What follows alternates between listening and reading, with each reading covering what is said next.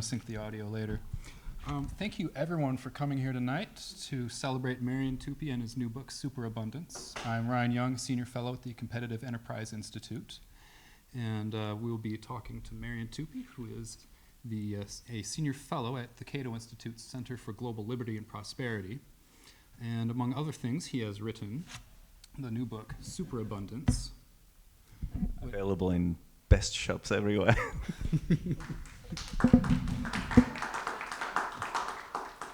It is just a fantastic book, and I'm delighted to be able to talk to you about it, Marian.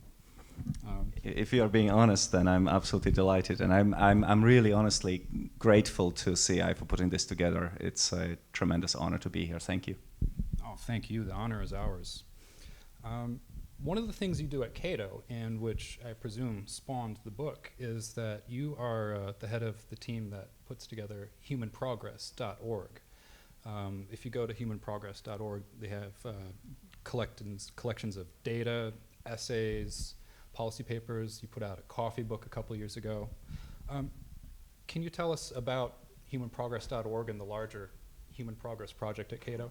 Sure. In about 2010, I read Matt Ridley's Rational Optimist, and basically the book was just filled with very interesting statistics I didn't know about. I mean, I was already a policy analyst working in economic development at Cato for a number of years, and so I was aware of things like, increasing GDP per capita, declining child mortality, maternal mortality, access to better sanitation. But suddenly I realized by reading Matt's book that there is just a wealth of additional statistics that he was able to pull together in that book to show the multidimensional nature of human progress. And so that got me thinking, why don't we put this up online so that general public has access to them. People who would not necessarily read Matt's book can just go and look at it online. And at the same time, big data became available through the World Bank, the IMF, etc., for free.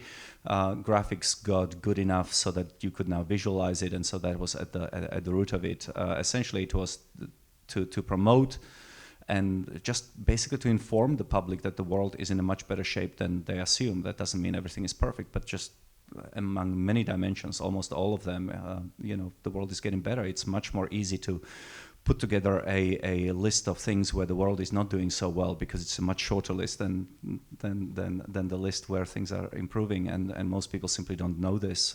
When you look at public opinion polls, people have the most fantastical ideas about where the world, how the world is doing.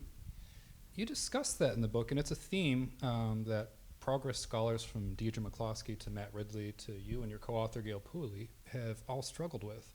Pessimism sells. Why does pessimism sell when the data are so overwhelming on the side of optimism? I think that partly it's because as a species we evolved to follow stories, not numbers. I mean, we were not a numerical species until very recently, right? So, even today, you wonder how many of your fellow citizens, not just in the United States, but around the world, have a basic grasp of statistics. And because that's a new thing. I mean, we usually passed information down through stories, and the most compelling stories are the ones where you have an evildoer and a victim, where you could personalize, where you can personalize the story somehow. A single woman, a single mother somewhere in the Midwest who has fallen on hard times, has to take care of 2 children or whatever. It's a much more compelling story than trying to explain to Americans that overall, over the last 50 or 60 years, things have gotten much cheaper because you can focus on this one person and the suffering they're going through, and that's a much more compelling story.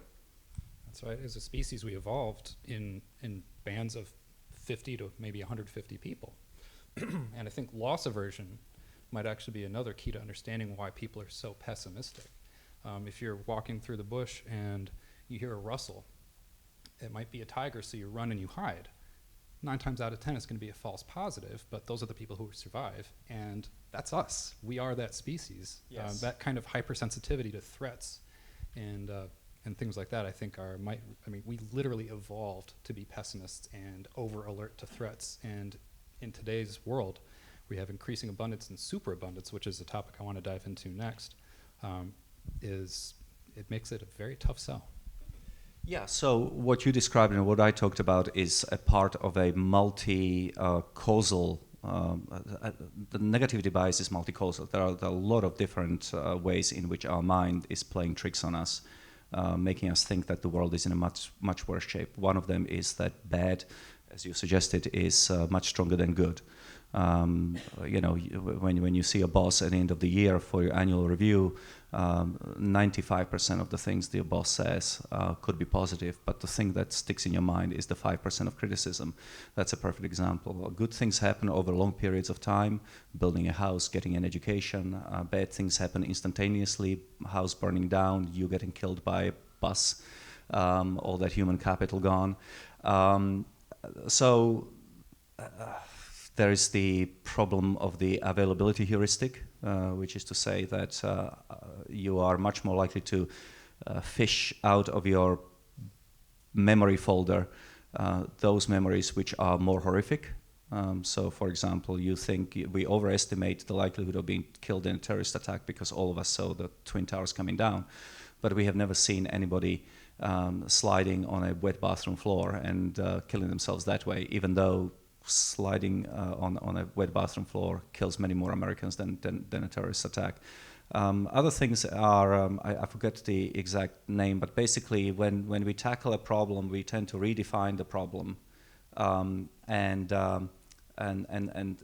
that's a way for us to basically think that the problems haven't gone away. A typical example would be our conception of slavery. There was a time when everybody understood that slavery meant chattel slavery.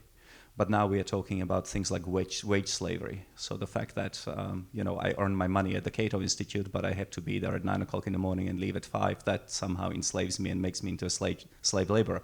Obviously, that diminishes the experience of the actual slaves, but it's a perfect example of how these terms get redefined so that the brain continues to have something to worry about.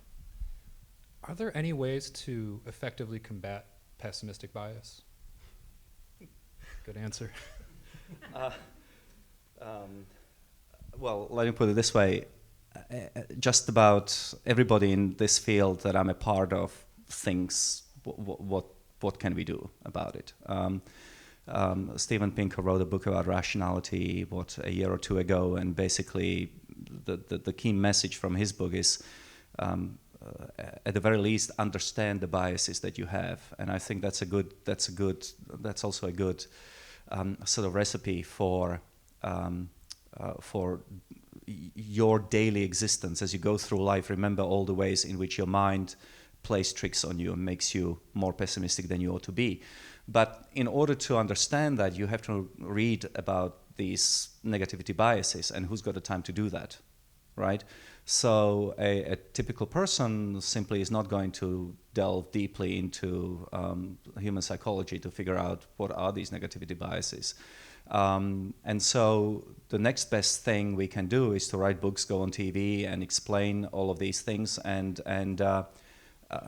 that's, I would think that without us, people like Steve and Matt and Dedra, etc., there would be even more negativity in the world. And so I think the best that we can say is we are doing our best, and that's that.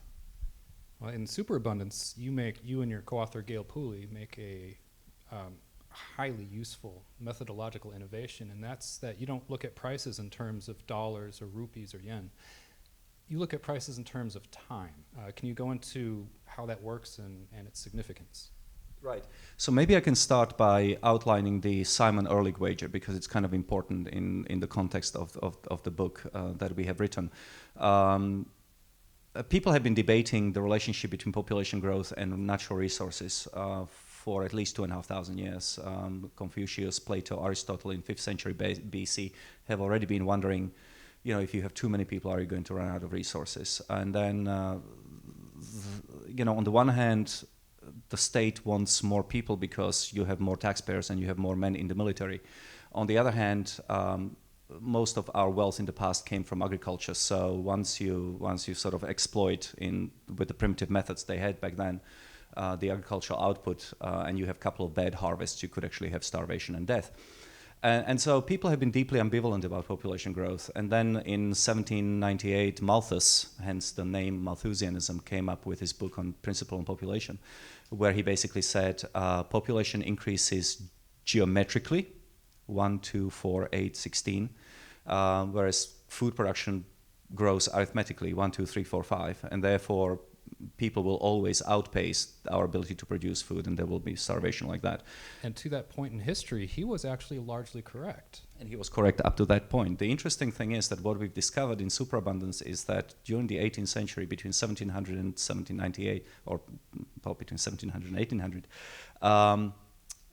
even though the population of Great Britain has increased by something like 50%, the price of wheat and flour and bread has actually declined. So even in his own time, Malthus was already living through a time when production of food was outpacing population growth.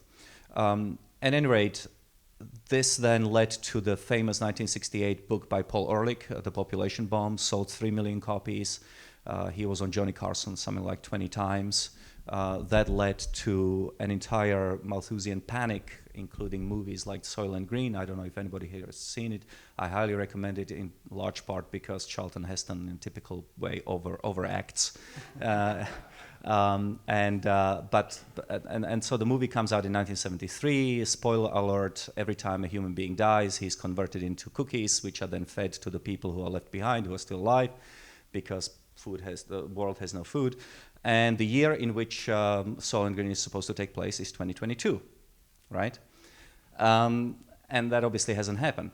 Anyway, at the University of Maryland, Julian Simon, senior fellow at Cato, whose memory CEI has been dedicated to promoting, in part via the CEI dinner, he was looking at Ehrlich and, Julian Simon dinner, was looking at this population bomb nonsense and basically said, I don't see this in the data. He challenged Ehrlich to a famous bet. And between 1980 and 1990, Ehrlich selected 5 commodities. I think it was tungsten, tin, copper, chromium, and one more that I always forget. And basically the deal was if the population was going to grow, and if those resources became more expensive, then Simon would pay Ehrlich. If they became less expensive, then Ehrlich would pay Simon. They became less expensive by 36% in inflation-adjusted dollars, and Ehrlich sent Simon a check for $576. But what we did was to convert it to time prices. It's basically the price of commodities relative to wages. And what we found is that Simon would have won by even bigger margin, because the relative to time prices, the price of those commodities fell by 40%, not by 36%. Yeah, that's something I wanted to ask you about, because the original Simon Ehrlich bet only covered 10 years, and we're talking long-term processes about whether things become more scarce or more abundant. What you and Gail did was you looked at it not just for that 10-year period, and not even just using monetary prices, but also time prices, and also over a much longer time horizon. Yeah. How did Simon fare under those larger, longer-term measures? He wins. He wins all the time. So we looked at the Simon Ehrlich wager from 3 different perspectives. One was from 1980 to 1990, which was the original bet, but looking at time prices, and there, as I said, Simon wins by a higher margin.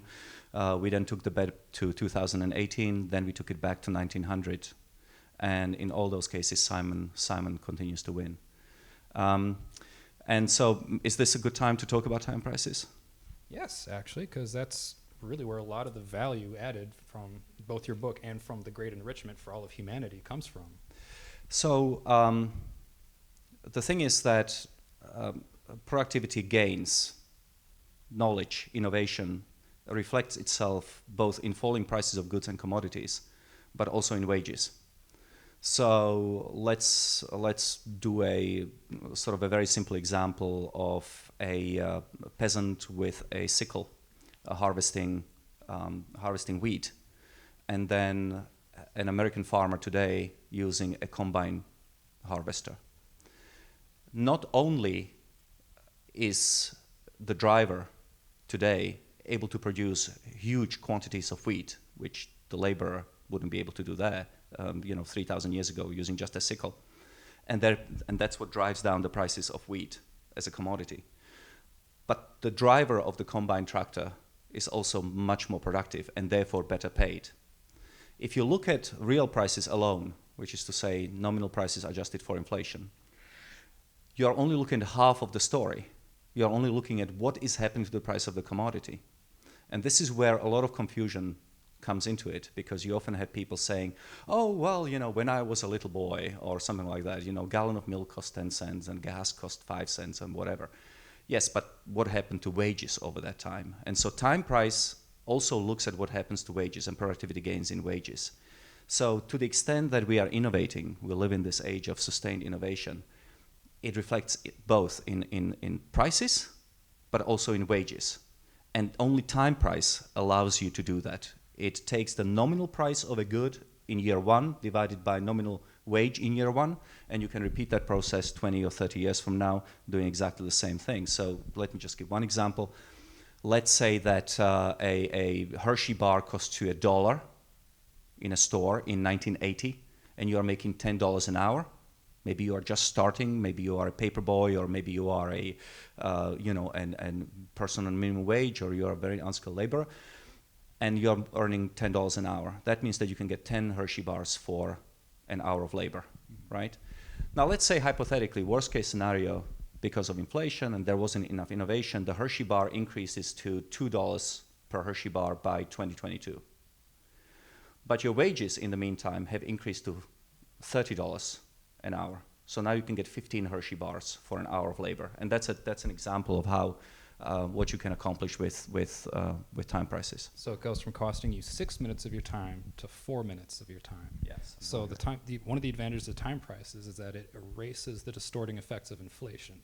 If we don't even take inflation into account at all. We don't look at inflation. You just look at a nominal price of something, an apple or a Hershey bar, divided by the nominal income at that point in time, and you repeat that process in the future.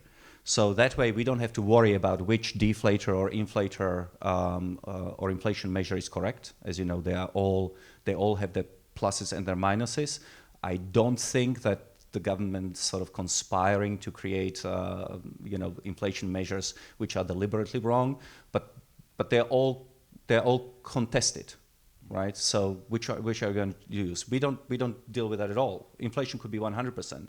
So long as your income is increasing at a faster pace than the good that you're buying, you're getting ahead in time in life. And it also doesn't matter which currency you use for it, That's because everyone has the same 24 hours, but we have different currencies: dollars, euros, yen. So it that's also correct. makes cross-country comparisons much easier. Yeah, there are no exchange rates. An hour of labor is the same in China as it is in the United States. The other reason why time prices are good to have is that they are intertemporal, which is to say that you can compare your living standard to an American living in 1850. We have data on wages in the United States going back to late 1700s, so that you can know exactly what the standard of living of that person was. And I'm going to actually I'm glad we are there, because I selected a statistic that I want to talk about just to give you a sense of where we are, and that's unskilled workers in the United States, 1850 to 2018. Unskilled workers would be janitors, say, for example, right? And that's what we consider unskilled workers today. And for the same amount of time that he or she could buy a pound of rice in 1850, he or she now gets 53 pounds of rice. Instead of a pound of pork, he or she can now get 56 pounds of pork. So that's not a 56% increase. No. That's a 56-fold increase. Exactly. That is not small. Exactly. So the abundance essentially increases by 3,500%.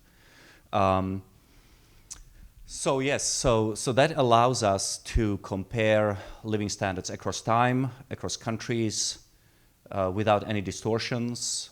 Time is a universal constant, unless you think about theory of relativity. But for normal day-to-day purposes, time is constant. It's an independent variable. It's independent of human perception of the environment. And it's egalitarian, because everybody has only 24 hours in a day. Now that is it builds upon what's already been done by Matt Ridley, Deirdre McCloskey, Steven Pinker, so many others. your book is titled Superabundance, but that's not just the title. It's an actual technical term that you and Gail have created. Can you explain what not just abundance, but superabundance is? Sure. So we go through an intermediary process of converting time prices into abundance. Abundance has a meaning. So let's say you're buying an apple or a bag of apples. If a pound of apples, let's simplify it. If a pound of apples goes up in price by 100%, you're only going to get half a pound of apples, right? What happens if a pound of apples goes down in price by 100%?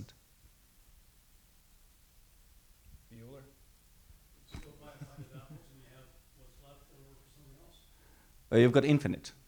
If you've got that's the big disjointer. A lot of people have a difficulty when we talk about time prices understanding the conversion into abundance. Is that if time price of something increases by 100%, you are only going to get half of what you were getting before. But if it decreases by 100%, it's free, it's infinite, right?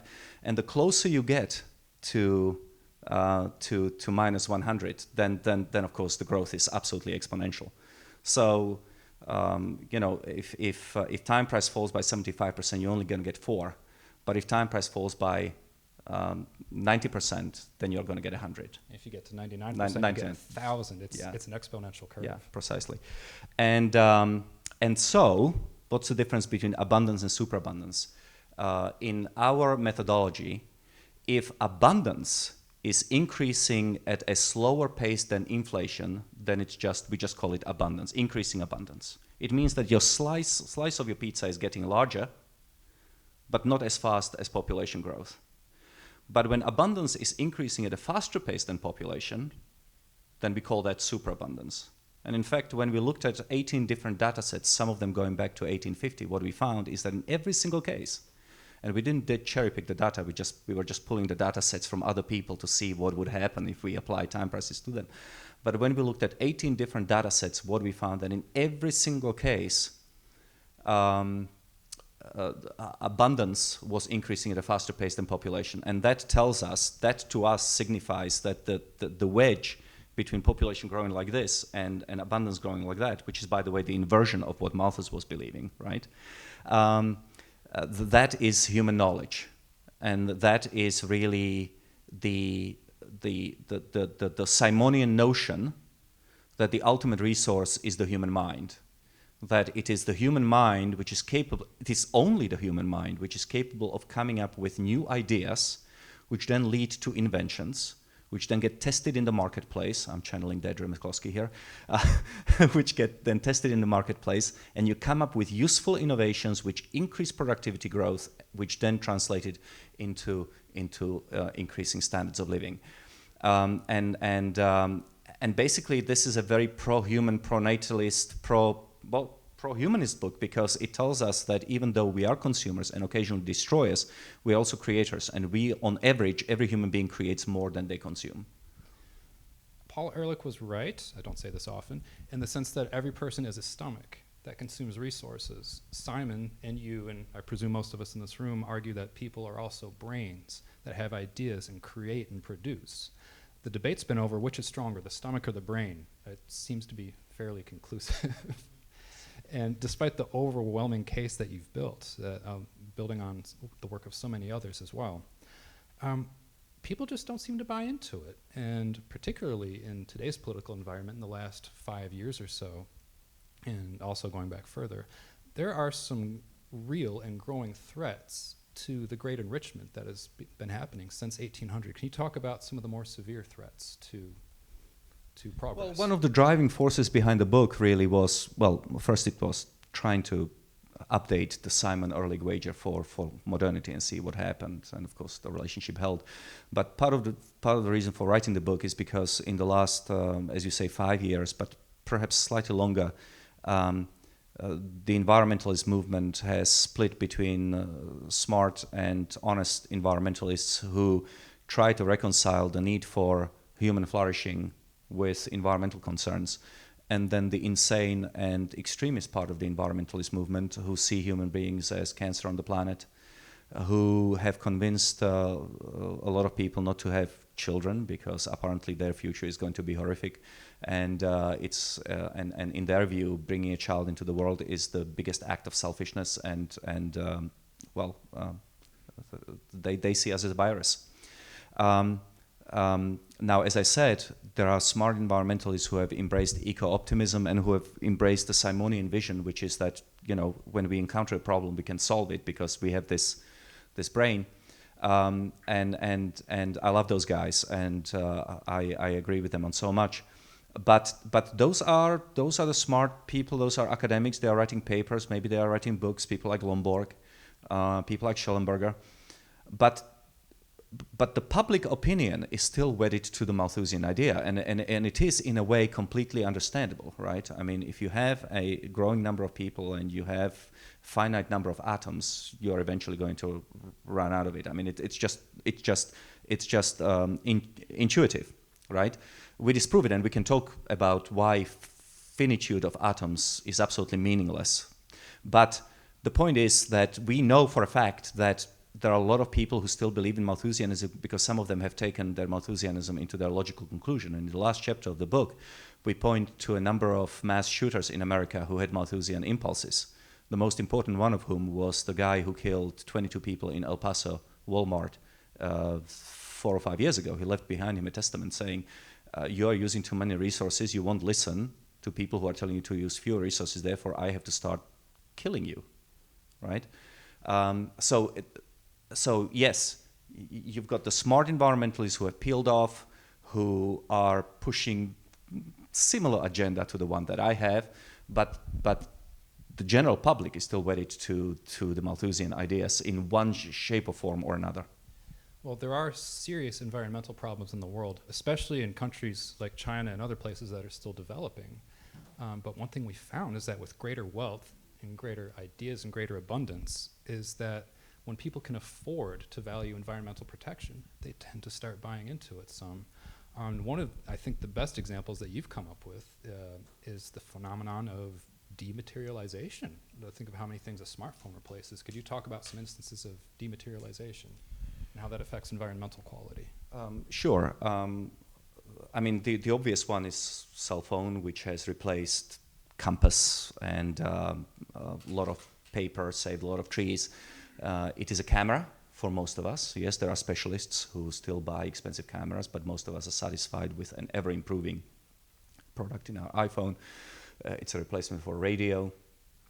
It's a replacement for maps and all those other things that we used to carry with us and which used to be made out of atoms, then are made of electrons or bits or whatever it is. So that's a perfect example. In the future, there is hope that we could dematerialize, for example, transport, whereby people will stop having personal vehicles unless they want to, but they don't have to, because we would have fleets of automatically driven chauffeur-less cars that you can just take from anywhere to anywhere, because of course cars sit in your garage 90% of the time. We are not using our cars, right? Maybe even more than that. But here you could definitely see how in a city like ours, you would simply have autonomous vehicles that you could pick up from anywhere and go to anywhere, and therefore have no need for your own personal vehicle. And there could be huge efficiency gains in terms of dematerialization that way. This thing certainly has helped. I mean, one example, one of the greatest, my father's most prized possessions used to be the entire Encyclopedia Britannica, which was something like 12 or 24 volumes, thick volumes of text. Now I can Google anything, and I have access to the entire world of information that previous humans have developed. I was going to say it takes up maybe a couple of megabytes, but it's actually better than that because of auto-updating resources like Wikipedia that continually improve. Yeah. So dematerialization is one thing. Another thing is that with increased wealth, we have more of an ability to search for new deposits of things. So right now, the world has more oil than it has had, known deposits of oil than in 1900, even though we've been burning oil for 120 years. The other thing that happens, of course, and this is why the finitude of atoms is completely irrelevant, is that we can simply replace something that is getting more expensive with something else. Instead of using whale oil for candles, we now use electricity, which currently is being generated maybe with coal, maybe with gas, but in the future it could be powered by fusion energy. The sky is the limit. At some point, probably lithium is going to become so expensive that we are going to be looking for alternative sources for batteries. It turns out that we already have that research going on. It turns out that sodium-ion batteries might be even better than lithium-ion batteries, so that if lithium becomes too expensive, we can just switch to something else. And ultimately, the reason why, if that wasn't clear enough, which it may not have been, ultimately, I always go back to the Thomas Sowell quote when he said that the caveman had exactly the same resources that we have. The only difference between his standard of living and our standard of living is the knowledge that with which we use the resources that we have.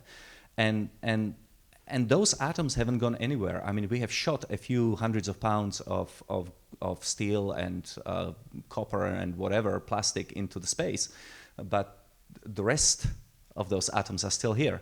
They may have been, they may be temporarily locked into doing something, but they can be recovered and reused in a more value added way. I think one of the problems with the environmental debate is that it's become polarized. There's one set of policy prescriptions that's acceptable, everyone else is a denier, when in fact I think it would be much more productive to look at it in a problem-solution type of dynamic, where here's the common goal. How do we achieve that? There are 1,000,001 ways to do that. And one of the advantages of market-based systems and cultures that value openness and debate and innovation and trying new things is that you can move towards that problem and solution dynamic. Do you think different ways to explain things such as dematerialization and falling time prices might be able to make some dent at the margin in improving that debate?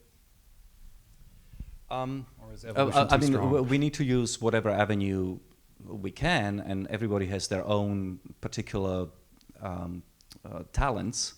But I suspect that there's always going to be a fraction of the population who are wedded to the idea of an apocalypse for reasons other than environmental protection. Now, I've been taught my entire life never to impugn other people's motives, but sometimes it's really difficult.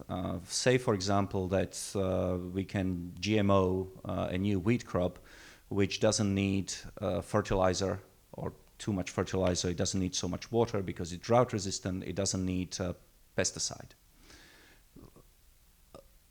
But when you come up with proposals like that, the answer from certain corners is absolutely no, right? Okay, so you think, oh, well, this is one-off. But then you look at the climate debate, and let's say that you're absolutely against fossil fuels. You cannot bear the world's electricity to be produced by natural gas. So then you say, well, okay, then okay, nuclear is expensive, but hey, it doesn't produce any CO2 into the atmosphere. And the same people from the same corner will say no. And at some point, you've got to think, they cannot take yes for an answer.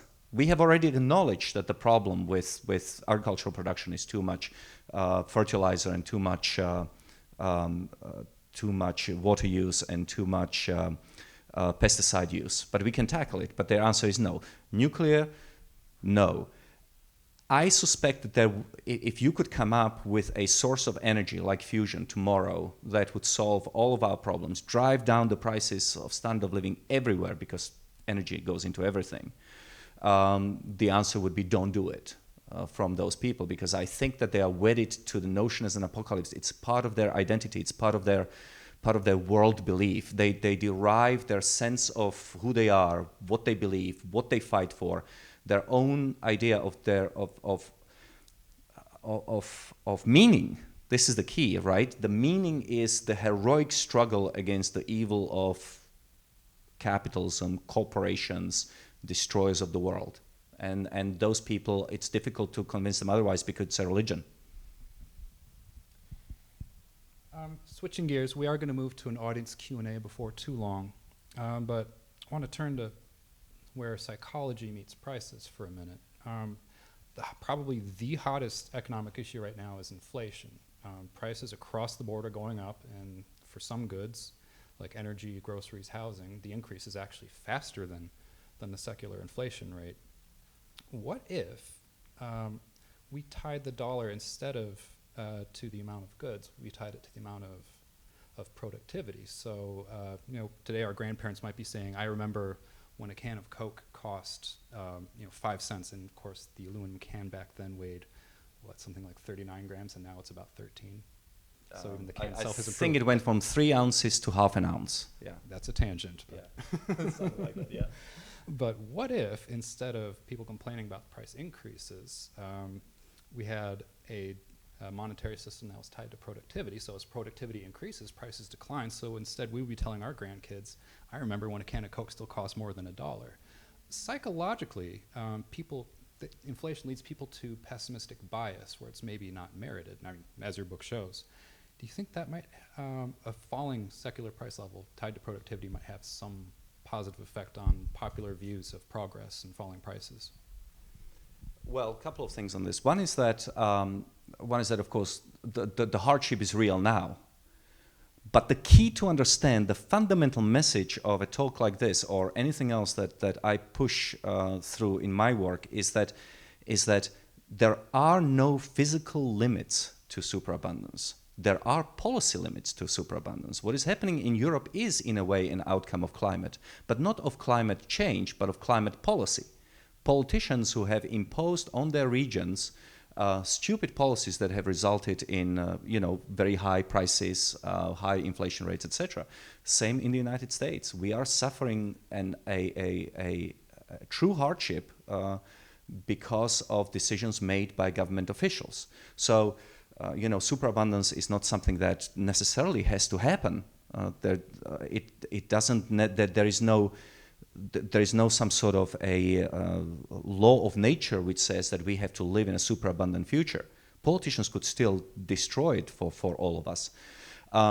But if by what you mean tying prices and standard of living to productivity is tying into time prices, then one idea which I recently had, and I actually reached out to people at Walmart, would be to run an experiment whereby people are asked when they first get on the website to enter their hourly wage, and then all the prices they see is in minutes and seconds of labor. And it would be very interesting to see from a psychological standpoint whether that would actually increase the sales or decrease the sales. I don't know what the answer would be, but it would be a very interesting experiment to run. It would also be interesting to see what happens to that over time, especially over the long run. I don't know if Walmart has that kind of data that they keep. I'm sure they keep all sorts of data. That would be interesting to see, and that's a realistic, everyday example. One of the problems that we have communicating the thoroughness of the Great Enrichment is that it's long-term and it's abstract, whereas you see a crisis or a catastrophe or one person having a problem, that's immediate, it's real, it's concrete. Yeah. That is a communication difficulty that may be insurmountable. That I could see that helping at the margin. And it's gradual, right? Yeah. So in China, between 1980 and 2018, we have abundance growing at 7% a year, right? That means that in a scope of 40 years, their abundance doubles 4 times, right? So if it's growing at a 7% rate, that means it doubles every 10 years. But remember, when I say double, I mean it goes from 1 to 2 to 4 to 8. So the Chinese are now 8 times as abundant as they were in 1980. That's the extraordinary thing if you can get to 7% growth. But somebody has to teach kids about compounding growth rates. Somebody has to teach kids about statistics, and we are not doing that. We have completely, as far as I can tell, we have abandoned educating our children altogether. It's just a big daycare center for children while their parents are at work. Indoctrination center too. We'll get to you in a minute, Travis. But I want to say that all the abundance and the superabundance and the increasing wealth, not just in Europe and America, but in Asia and increasingly in Africa as well, that didn't happen in a vacuum. There's certain institutional and cultural preconditions without which the great enrichment would never happen in the first place. Can you talk a bit about that? Well, that's right. So Superabundance looks only at prices, but it's obvious, and population. This is the key. This is a book about population and prices. But it's obvious that population alone cannot be responsible for superabundance, because if that was the case, China would have been always the richest country in the world. In fact, China has become the most populous country in the world, something like it in 200 BC. It's been the most populous country for 2,500 years, and for most of the time, those people were desperately poor. In fact, they were desperately poor until 1978, when they started to liberalize their economy. So obviously, superabundance must be population times freedom. You have to allow your people at least a modicum of freedom. I'm not saying for a moment that China is a free society, but it is definitely much freer than when Mao was killing 45 million of his fellow citizens. And once you have a sizable population, and the population does matter, you know. I mean, there was a time when there were a few million people around the world, and it's obvious. The connection here is obvious. If you believe that innovations are a product of human ideas, the more people you have, the more likely you are going to come up with somebody who's got a great idea, and it's much easier to accomplish that in a population of 8 or 9 billion people than Bronze Age started. There was 14 million people in the world. That's 1/4 in the entire world. So the bottom line is, the examples of China and India show us conclusively that population is not enough. They also have to be free to politically, to think, to interact, to associate, and also economically to invest, to sell, to buy, etc. I mean, you can have all the innovations you want, but if people don't take it up and value it and value the creation of innovation, without that kind of cultural background, population might be necessary. But it's not sufficient. You need markets, and essentially liberalism writ large. That's right, and that's precisely right, and that's why we see. So we have to distinguish between two episodes in human history. One was human beings have always innovated. We have gotten hold of fire about 1.5 million years ago. We have the Bronze Age, 3000 BC. But those innovations were sporadic, and they weren't able to translate into massive increases in standard of living. So the important thing is to distinguish between innovating and then a period of sustained innovation, continuous innovation, and that's the story of the last 200 years. And it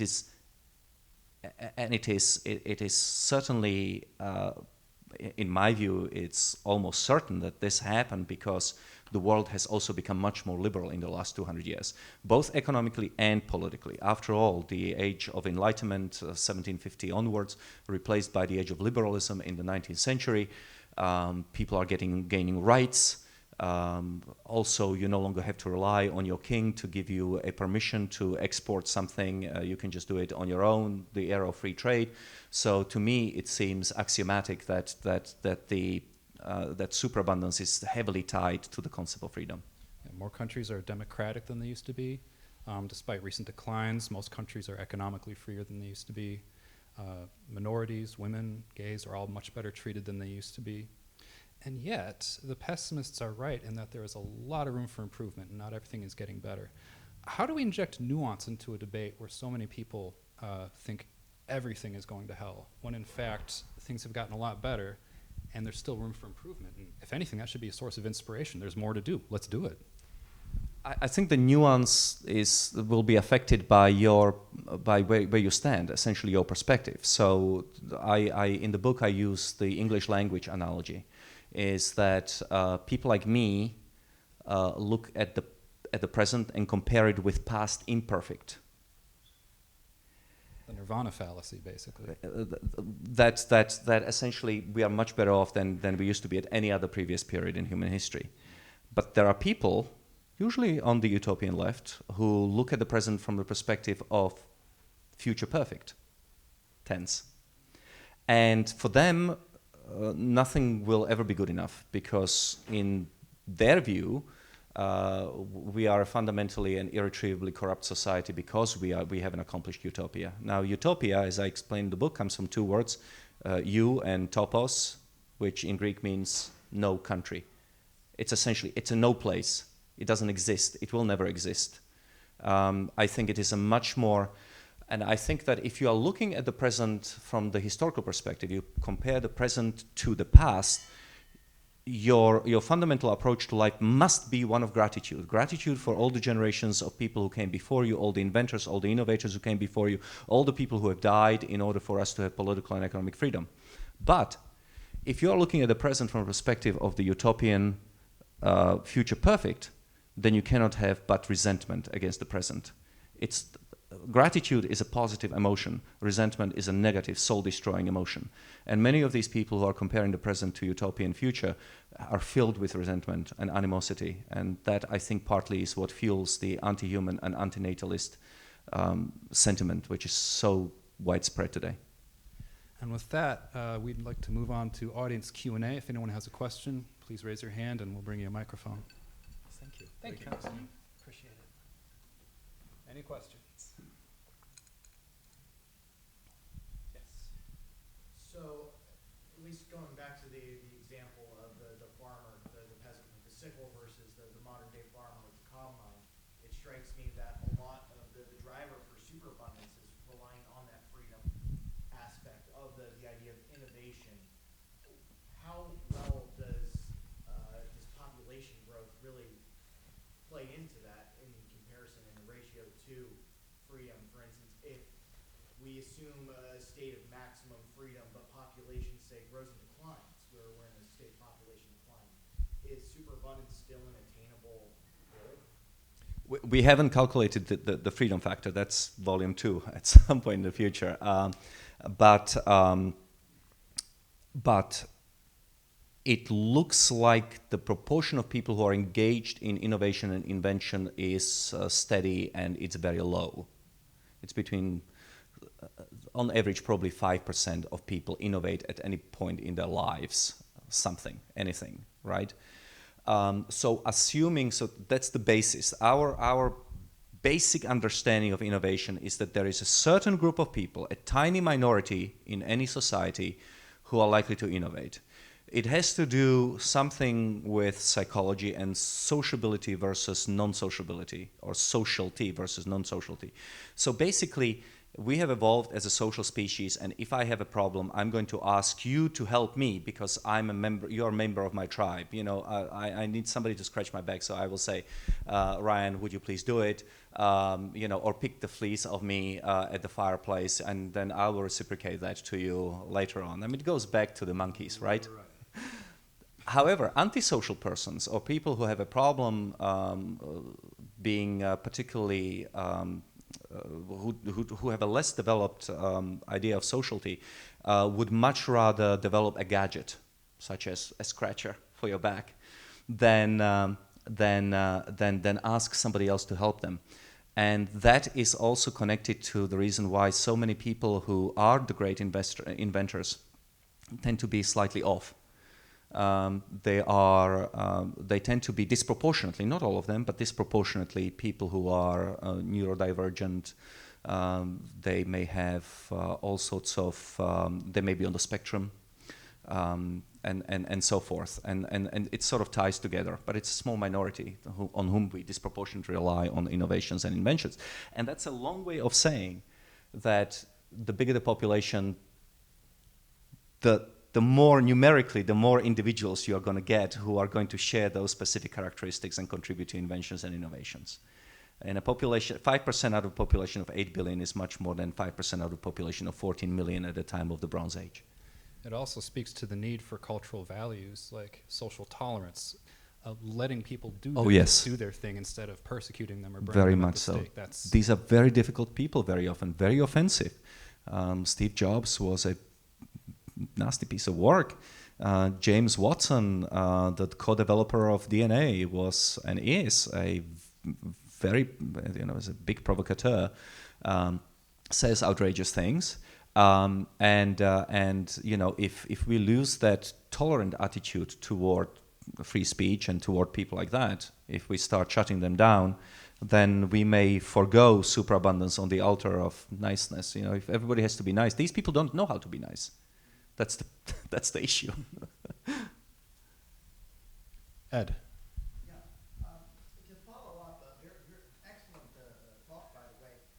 Thank you. To follow up, Elon Musk says that behind his concern for AI going crazy, his second biggest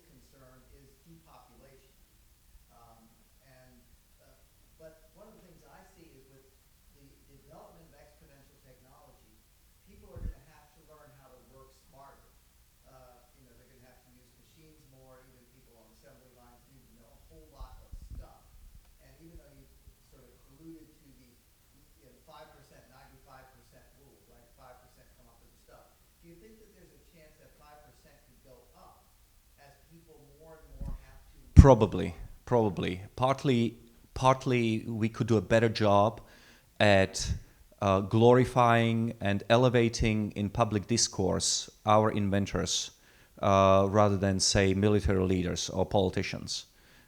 We could start teaching kids about Pasteur and Jenner and Edison and all of these giants and what they have contributed. And that could certainly infuse some people with a sense of, well, what am I going to do with the rest of my life? I could be the new Edison or I could be the new Jenner and actually solve all of these problems. Alternatively, I can just join a protest and keep on bitching about something and do nothing about it, just hoping that somebody else will do it.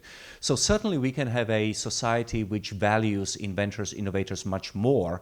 And that certainly has been the case in the United States in particular periods of time when it was understood that the best way out of poverty and into untold riches was through coming up with something that people might want, right? And we don't. I don't feel like we have that currently. There are some people that people look up to, like Elon Musk, but in general sense, and I think that's coming to an end because he's made half of the population very angry. But there are people like this all over the place. Why, this woman who came up with the mRNA vaccine, that should be a required reading straight away. And you see, even I don't remember her name. So, Christine? So my question is, who's mad at you for writing this book? Who are your detractors, categorically or specifically? Who is hating on you for this? I haven't received any hate mail yet. No, but I mean, the book has only been around for like 3 weeks. Haven't gotten any hate mail. Not yet, but it's early days. So we'll see. Scooter? All right. So it seems to me that the Malthusian argument is less actually about resources, even though they make it out to be that. It's less about resources, and it's more about use of the earth and beauty. They look at skylines, they look at human imprint on the earth, from Shanghai to San Francisco, and they say that's in contrast to nature. That nature is this beautiful thing, and that is human progress. It's building on top of it, and it's destroying it, and it's re-altering nature. I'm not making that argument, but I'm saying that the Malthusian argument is a cover for that, I think. I don't think they actually even care about resources. They care about the imprint that mankind has on nature. And they see that as ugly, and they see that as a detraction from what of value. So in the abundance sense, you can't really make that argument against that because you're not it's not data, it's not figures, it's what does it look like in a purely like visceral sense. It's aesthetic. It's aesthetic. So what's your reaction to that? What in the aesthetic sense, how do you make the abundance argument? So neither you nor I can see into people's minds. I think that people do. I think that some people certainly buy the Malthusian idea still. I mean, I recently heard Tucker Carlson say, if we have more people in the United States, they are just going to use up all of our resources. So it's not just the left. There are some people on the right who believe that. But to your point, it makes a slight appearance in Superabundance, but we have written about it a lot in Human Progress, is that, of course, if you want to preserve nature for the animals and for the aesthetic beauty, you want to get rich as soon as possible, because it's the rich places around the world who are able to cordon off large chunks of their countries for nature reserves, of which, by the way, we have record number. When you look at the number of sites around the world which are nature reserves and the extent in acres or hectares, there has never been as much land preserved for the animals in the, well, since, I don't know, for hundreds of years, certainly. Those areas are completely safe from human exploitation. And the countries which do the best job at protecting their wildlife are also the countries which have a functioning economy and a good GDP. So whilst the Zimbabwean economy, for example, was still chugging along in the 1980s, they still had programs protecting their wildlife. But after the second highest hyperinflation in the world, when their economy collapsed in 2008, then of course they couldn't pay the protectors of the environment, you know, the guides and the security and etc. And as such, the wildlife got it in the neck in Zimbabwe. The same thing happened in Venezuela. So what you want is to become rich and to have more money to limit the impact on the environment through many different ways. We could be here for an hour having this discussion, but let me give you just a few examples. Smart agriculture. Instead of using up all your fresh water, you give every plant a microchip which tells you when it needs water and how many drops of water. High efficiency agriculture, which allows to feed ever-growing number of humanity on fewer and fewer acres of land. We have decoupled from agricultural land, expansion of agricultural land about 20 years ago. Other examples in which we can limit human impact. We can start growing our vegetables in high-risers in cities so that we don't have to drag it from half of the United States away. We can do it now with LED, highly efficient lights rather than using other types of electricity. So there are just so many ways in which a wealthier nation is better for the environment and for the animals. We have more money to spend as taxpayers on cleaning up our rivers, building facilities to clean up our waste and so on. So there is a reason why 90% of all the plastic that flows into the oceans originates in 8 rivers in Africa and Asia. They're just not wealthy enough yet to care about the environment. We do. With that, I want to be respectful of anyone's time, of everyone's time. It's after 8 o'clock, so we're going to wrap it up. I just want to say, Marian, thank you for being at the event tonight and for a great talk. I've enjoyed it very much. Thank you for writing Superabundance, and thank you for helping to keep Julian Simon's ideas alive. Well, you guys have been doing that job for a very long time, and I'm just so pleased that I could, in this small way, contribute to furthering and promoting his legacy. Please keep on having the best party in DC every year. I'll be sure to be there next year. Thanks to CI for hosting me. Thank you. Thank you, everyone.